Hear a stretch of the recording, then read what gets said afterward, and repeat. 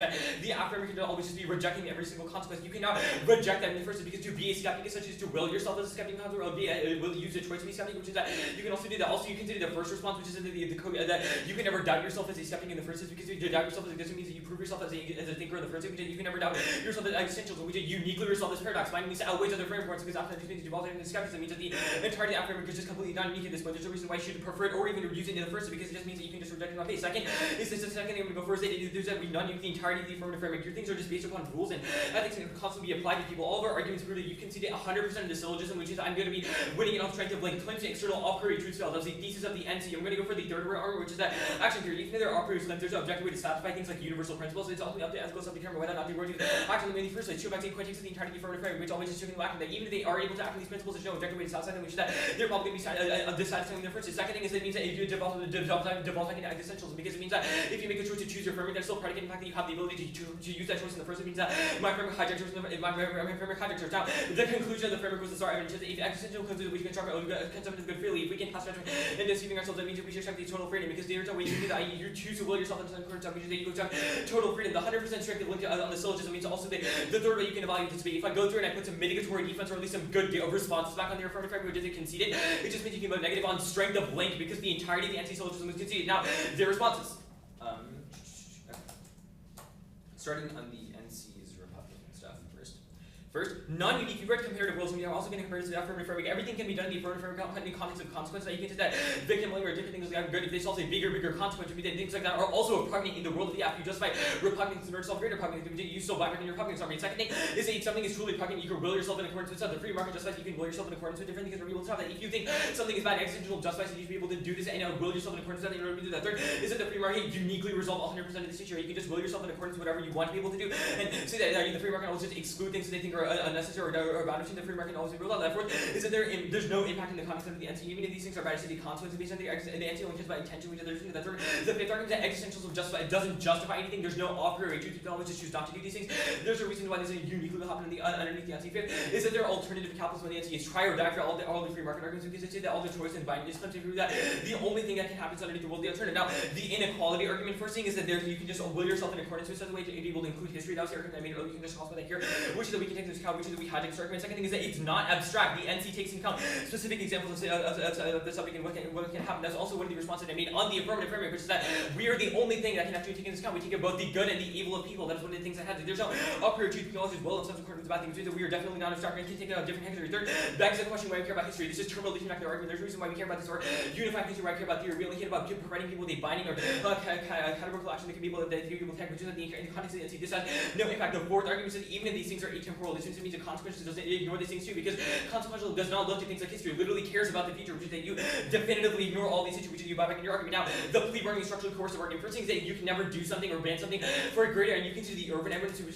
definitively says that plea bargaining is a contract set between two agents in pursuit of the good. Like those analytics that I made before that, which is that even if your thing is structurally coercive, it is banned in a good manner. It just means that the only thing that means that you are banning something coercive in order to be able to solve a greater thing. However, that's not something you can do in the context of the NC, because it's an intentionality based. You only care about the structure of the maxim, not even the consequence of it. Which is that there's no impact. The second thing is that the intrinsicness argument can be classified here. Plea bargaining is not intrinsically coercive.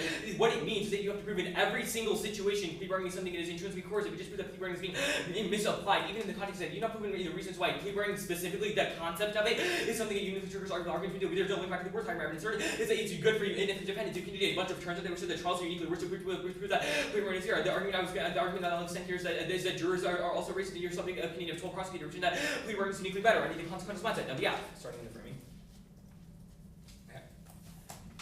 Starting with the overview I put there, first thing is that you've considered one of the most damning conceptions. There's no normative reason to prefer any of their framework argument. It just said that these things lead to bad consequences without justifying why we care about these things. Now, starting on the intuitions argument, if I win this argument, it means they're going to do that. I'm going to go for a couple of things. First thing is that you think that there's no a priori truth. There's no reason why specifically we should trust the intuitions in this specific situation, which is that there's no reason why you need to prefer this. The second argument, I'm going to go for the infinite rigors. You can say the intuition, the first argument, which is that intuition premise or other intuition with your framework, just infinite aggression, which is the fact that there's no reason why to do that, which is that I'm definitely winning that The third argument go for is that lead to judge intervention. Your only response is it doesn't can be assumed by intuitions. Your argument is that what Bob thinks and what you think could be completely different things. In the context around, I think existentialism is true. You think capitalism is bad could be true, which is that there's definitively some sort of things that are just completely different in the context of the drive. There's a reason why I should prefer this. Now, the Zizek evidence. First thing is that you've conceded the argument. Sorry, I'm going to go for another argument, which is that consequentialism fails. You've conceded the two arguments. I'm going to go for the first argument, which is, or the second argument, which is that it triggers infinite consequences. Any argument can trigger infinite amount of consequences. I mean, there's just infinite consequences. There's no way to wait between them, which is your framework just triggers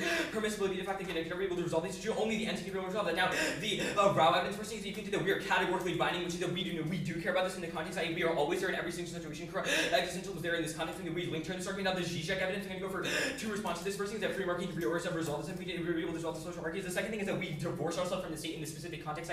We do not have to use the state or do this specific thing in this specific constitutional situation. We can, the free market always just reorient itself. There's no reason why we care about the state, and so we just care about free market and giving people choices in every single context. You have one away.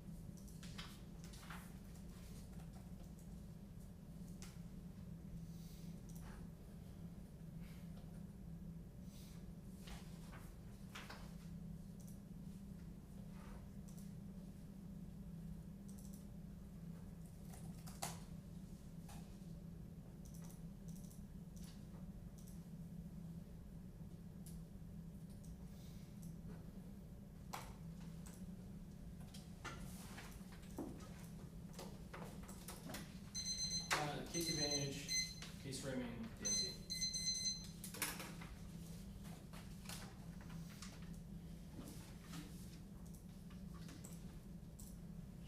Okay. No, give me a sec.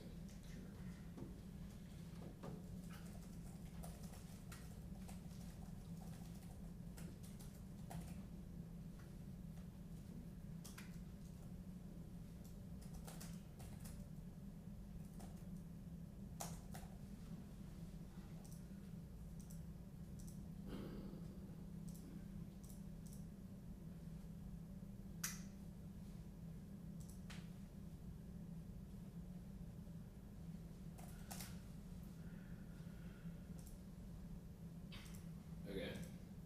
Good. Come on.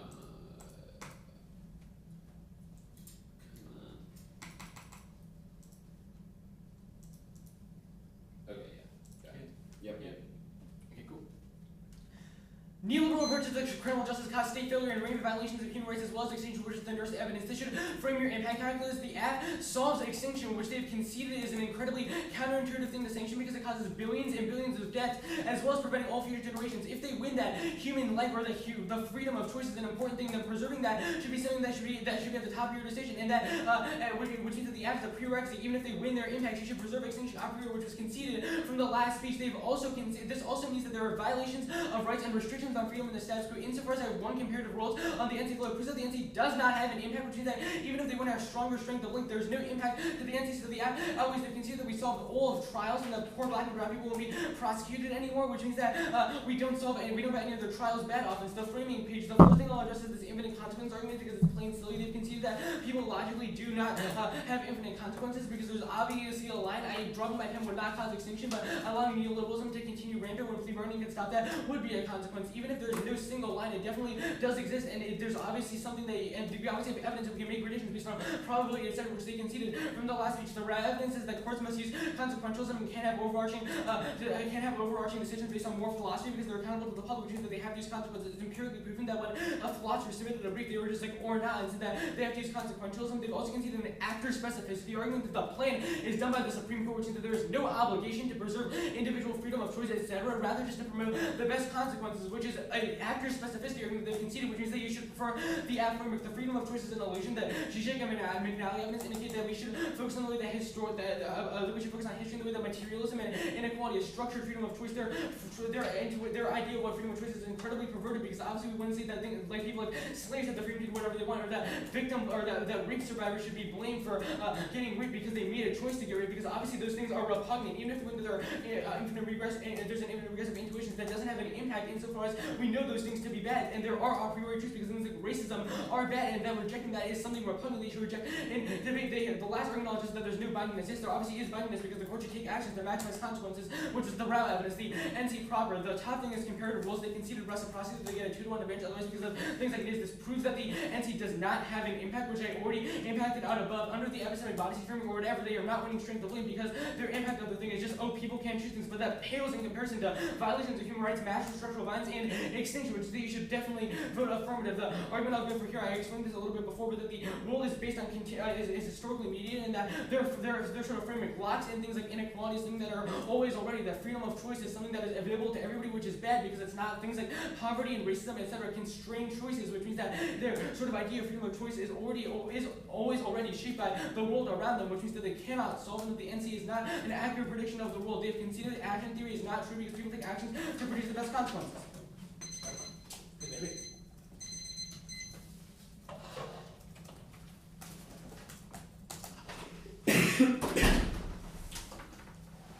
Hey, congrats on finishing your first debate at the TOC. I thought you were about to like say who won, and I was like, no way you finished that quick. No way. I think last year Bob said in every round, congrats on making it to TOC. It was really fun to judge this debate. I enjoyed it. Remember, you said the same thing every round. Does that make it less meaningful? Should I get a new script? New script every round. I'll contact my ghostwriters.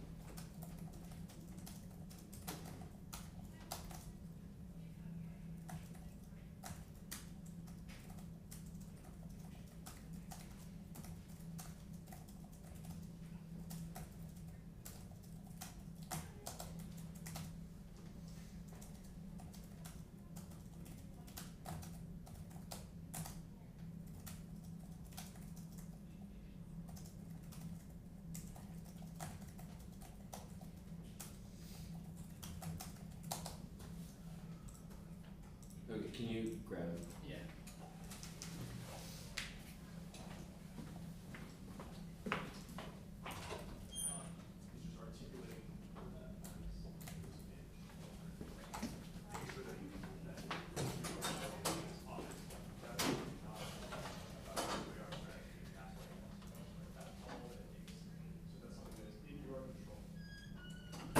Thank you. Yep. Okay. I'm going to try to be quick, so if you all have questions, if you could say them for the end. Great debate. Congratulations on making it to the TOC. I hope you had a lot of fun, because I certainly did. I ended up voting negative on the NC. This is a good old-fashioned framework debate. I don't think the neg turned the case. I don't think that the AF turned the NC contention. So which value criterion do I use? To the extent that there is a value criterion in the AF. It's going to be something like consequentialism versus existentialism. I look at the big picture first. I look at comparative worlds. I don't think that this really answers the NC, because the NC says that the AF world is bad because it restricts freedom or is inconsistent with existentialism. So the neg world is morally permissible, the AF world is prohibited. Perhaps this means that the neg needs to prove a prohibition, and you meant this to like spike out of any potential like skep trigger or permissibility trigger, presumption, anything like that, which I think you effectively do. So I don't give the AF or the 2 and R this permissibility argument on case. I think there's sufficient embedded clash there, and comparative worlds is conceded. There's also a 2AR modesty type argument in response to strength of link, and so I was like, oh, does that make sense? But that's not how the 2 and R is using strength of link. What the 2 and R says is that these are drop framework justifications, so they outweigh on strength of link, not that we should evaluate framework and offense through a kind of meta strength of link analysis. So those are my 2 big picture things that I wanted to discharge first. Now I look at the different justifications that are being won.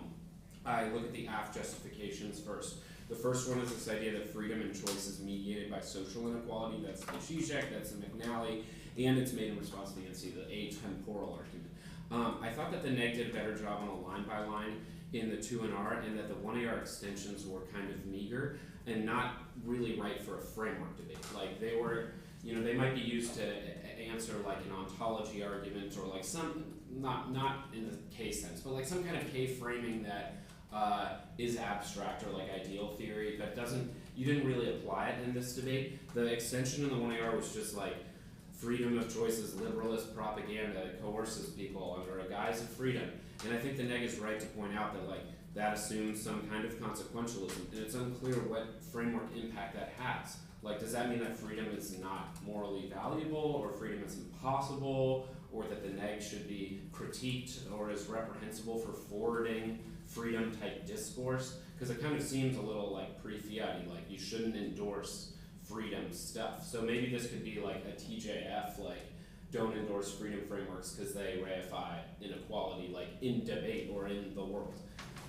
I thought that the neg did a better job on the line by line that said that the AF is also a universal a priori rule, like consequentialism is atemporal, so this is non-unique. That was the number 4.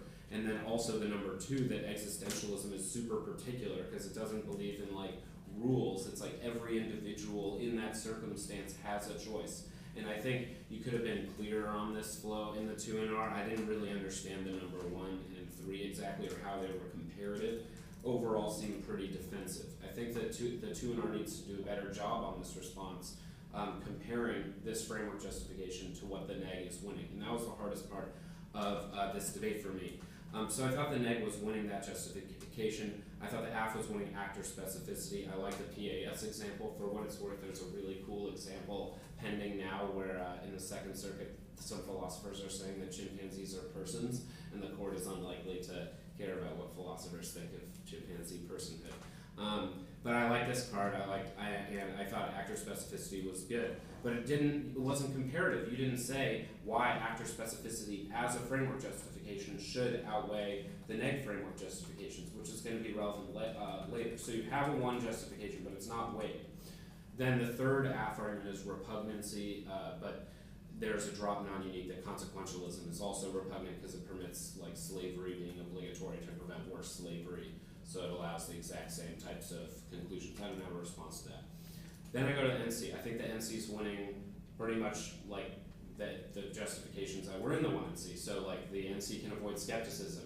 The NC is the only binding rule. The F is non-binding, rule. 3, the hijack, that the AF framework presumes the freedom to choose to be a consequentialist.